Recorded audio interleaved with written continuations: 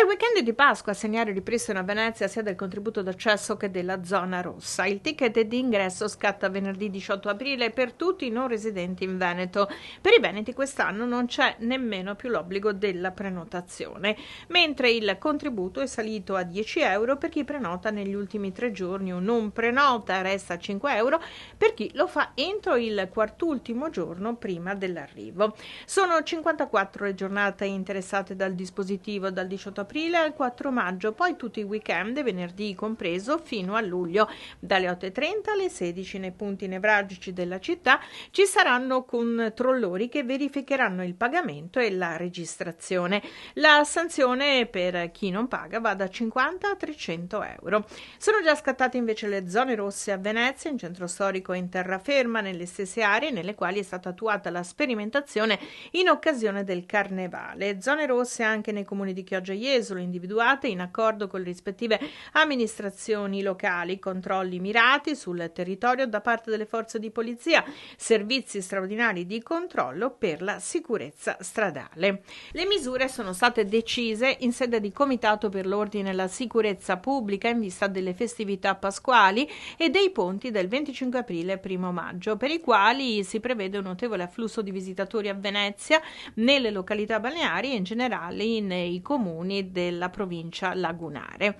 Il dispositivo di misure definite dal Comitato prevede il rafforzamento dei controlli lungo le principali strade del territorio, una maggiore presenza delle forze di polizia nelle maggiori località turistiche e servizi straordinari di controllo per la sicurezza stradale che coinvolgeranno le specialità della Polizia di Stato, Polizia Stradale, di Frontiera e Ferroviaria e le polizie locali dei comuni. Fino al 6 maggio inoltre sono istituite zone rosse a Venezia nel perimetro della stazione di Piazzale Roma, Rialto, Campo dell'Erbaria e Piazza San Marco, Ponte dell'Accademia.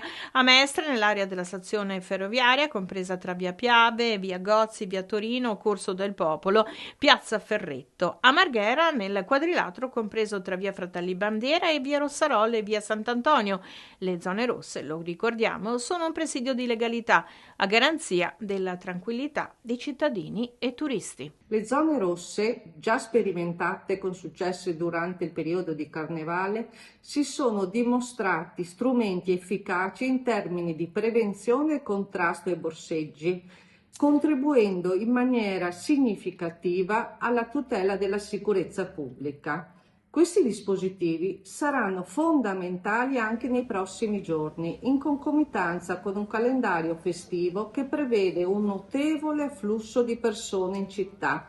Il provvedimento si inserisce inoltre nelle giornate in cui è attivo il contributo di accesso nel centro storico, durante le quali saranno impiegati operatori del comune, controllori e un significativo numero di agenti di polizia locale impegnati nel presidio del territorio per garantire ordine e sicurezza a residenti e visitatori.